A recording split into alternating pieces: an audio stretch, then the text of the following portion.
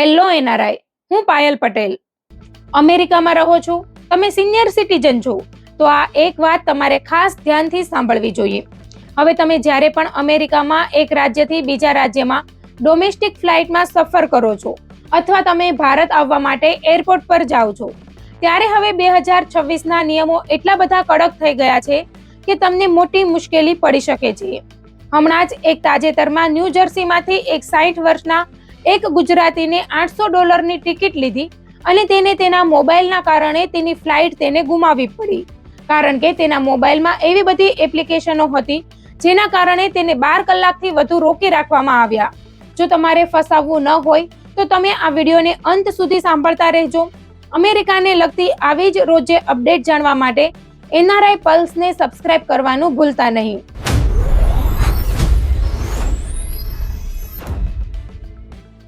કલ્પના કરો કે તમે લાખો રૂપિયા ખર્ચીને તમારી મનપસંદ વિદેશ યાત્રાનું સપનું જોયું છે. તમે પ્લેનની ટિકિટ બુક કરાવી લીધી છે, હોટલનું ભાડું ભરી દીધું છે અને તમામ કાયદાકીય નિયમોનું પાલન કર્યું છે. પરંતુ શું તમને ખબર છે કે તમારા ખિસ્સામાં રહેલો આ નાનકડો સ્માર્ટફોન તમારી આખી ટ્રીપ બરબાદ કરી શકે છે? માત્ર બરબાદ જ નહીં, પણ તમને કલાકો સુધી એરપોર્ટના એક અંધારા ઓરડામાં પૂછપરછનો સામનો કરવો પડી શકે છે. આજે હું તમને એવી 5 વસ્તુઓ વિશે જણાવીશ જે અત્યારે જ તમારા ફોનમાંથી કાઢી નાખવી જોઈએ, કારણ કે એક નાનકડી ભૂલ તમને જેલના સળિયા પાછળ તો નહીં પણ ઇન્ટ્રોગેશન રૂમમાં ચોક્કસ પહોંચાડી શકે છે. તમને જાણીને નવાઈ લાગશે કે હાર્વર્ડ જેવી મોટી યુનિવર્સિટીના પ્રોફેસર પણ આ ભૂલના કારણે પોતાની આંતરરાષ્ટ્રીય કોન્ફરન્સ ચૂકી ગયા હતા. આપણે વિચારીએ છીએ કે ફોન આપણી અંગત મિલકત છે, પણ જ્યારે તમે ઇન્ટરનેશનલ બોર્ડર ક્રોસ કરો છો ત્યારે નિયમો બદલાઈ જાય છે. 2023 પછી ડિજિટલ તપાસમાં 340% તોતિંગ વધારો થયો છે. કસ્ટમ અધિકારીઓ હવે તમારા સામાન કરતા તમારા ફોનના ડેટામાં વધુ રસ લેતા થયા છે. નંબર 5 થી શરૂઆત કરીએ તો રાજકીય વાદ વિવાદ અને ખાનગી ચેટ્સ. ઘણા લોકોને લાગે છે કે મને તો બોલવાની આઝાદી છે, હું ગમે તે લખી શકું, પણ યાદ રાખો, એરપોર્ટ પર કામ કરતા કસ્ટમ્સ અધિકારીઓના નિયમો સામાન્ય પોલીસ કરતા અલગ હોય છે. તેઓ બોમ્બ કે હથિયાર તો શોધે જ છે, પણ સાથે સાથે તેઓ એ પણ ચેક કરે છે કે તમારી વિચારધારા કોઈ દેશ માટે જોખમી તો નથી ને. ધારો કે 6 મહિના પહેલા તમે વોટ્સએપ પર કોઈ સરકારી નીતિ કે ઇમિગ્રેશન પોલિસી પર ઉગ્ર ચર્ચા કરી હતી. તમને લાગશે કે એ તો જૂની વાત છે, પણ એ ડેટા તમારા ફોનના કેશ મેમરીમાં સચવાયેલો હોય છે.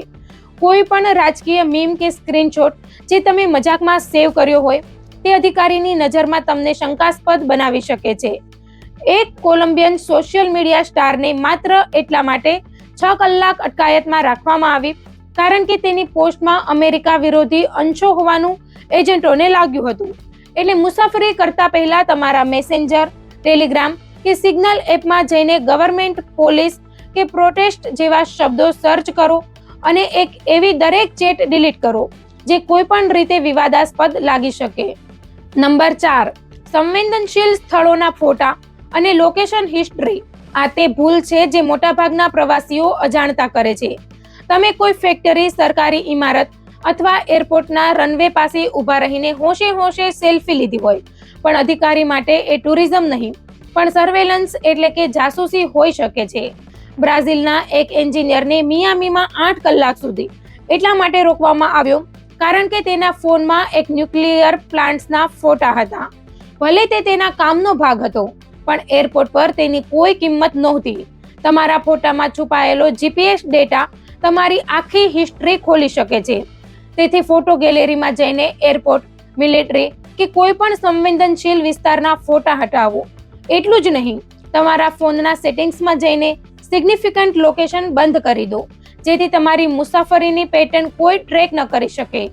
યાદ રાખજો, ડિલીટ કર્યા પછી રિસેન્ટલી ડિલીટેડ ફોલ્ડર ખાલી કરવાનું ભૂલશો નહીં, કારણ કે અધિકારીઓ સૌથી પહેલા ત્યાં જ નજર રાખે છે. નંબર 3, તમારા કોન્ટેક્ટ લિસ્ટના વિચિત્ર નામો અને ગ્રુપ ચેટ્સ. તમારા ફોન બુકમાં સેવ કરેલા નામો તમને સામાન્ય લાગતા હશે, પણ એરપોર્ટ ઓફિસર માટે તે એક મોટી શંકાનું કારણ બની શકે છે. શું તમે કોઈનું નામ, કોલેજનો ભાઈબંધ, મની માઇક કે સેકન્ડ બિઝનેસ એવું રાખ્યું છે?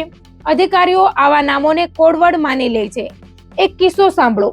એક કેનેડિયન પ્રવાસીને ડેટ્રોઇડ એરપોર્ટ પર 5 કલાક સુધી રોકવામાં આવ્યો કારણ કે તેના વોટ્સઅપમાં એક ગ્રુપનું નામ લોસ્ટ કંપાસ 420 હતું.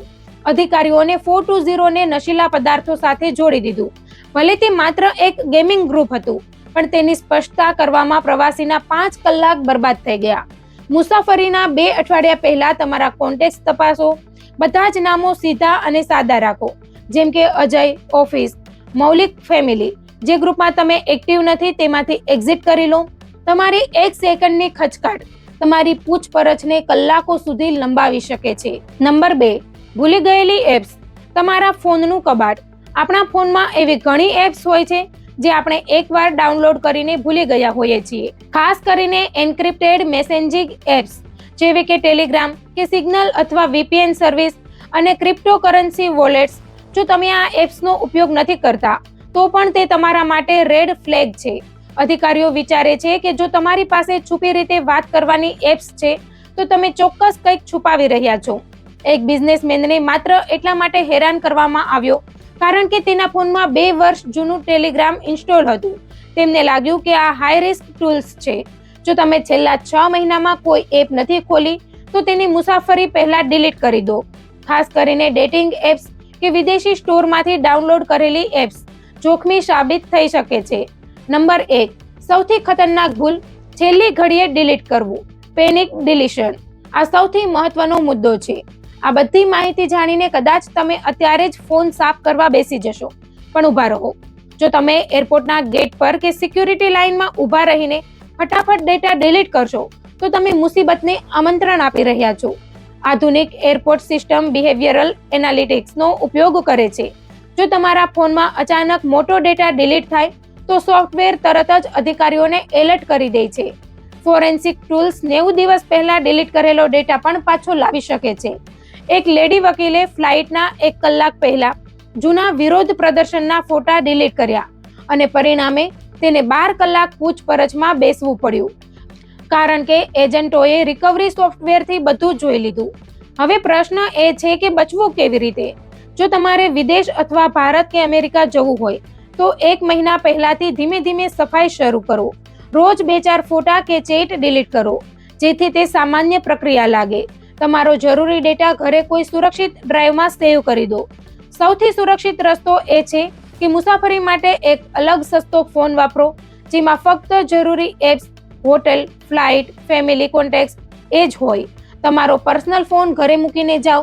જો ક્યારેય ઓફિસર પાસવર્ડ માંગે તો તે મોઢે બોલવાને બદલે કાગળ પર લખીને આપો. આનાથી તમે સાબિત કરી શકો છો કે તમે દબાણમાં આવીને કામ કર્યું છે. યાદ રાખજો, આ બધું તમારી સુરક્ષા અને સમય બચાવવા માટે છે. જેલ કે દંડ કરતાં સાવચેતી સારી. તો તમે સૌથી પહેલા કઈ વસ્તુ ડિલીટ કરવાના છો કમેન્ટમાં જણાવજો. અને હા, જો તમે દવાઓ સાથે લઈ જઈ રહ્યા હોવ તો મારો આગામી વિડીયો જોવાનું ભૂલતા નહીં, કારણ કે દવાઓના નિયમો આનાથી પણ કડક છે. તો આજના માટે આટલું જ. NRI પલ્સને સબસ્ક્રાઇબ કરો.